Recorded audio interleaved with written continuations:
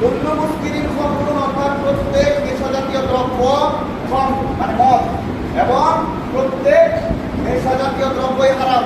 কুল্লু মুসকিরিন হারাম, ঠিক আছে?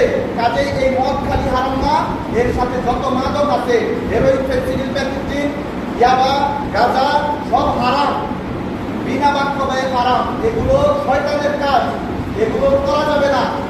সমাজগুলো ধ্বংস হয়ে যাচ্ছে ইদানিং। গ্রামে গ্রামে মুড়ি মুরগির মতো এখন মাদক পাওয়া যায়, মুড়ির মতো।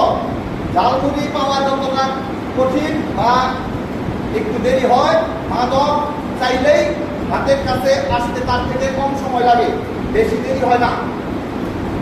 প্রত্যেক সমাজের কর্তব্যশীল, দায়িত্বশীল, বিশেষ করে মসজিদগুলোর কমিটিতে যারা থাকে, অর্থাৎ সভাপতি, সেক্রেটারি সহ আরো যারা আছে, তারাই সমাজের দায়িত্বশীল।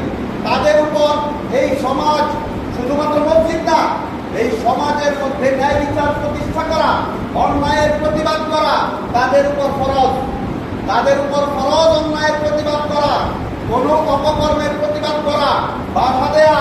তারা যদি বাধা না দেয়, তবে তারা সাধারণ মানুষের থেকে বেশি গুনাহগার হবে।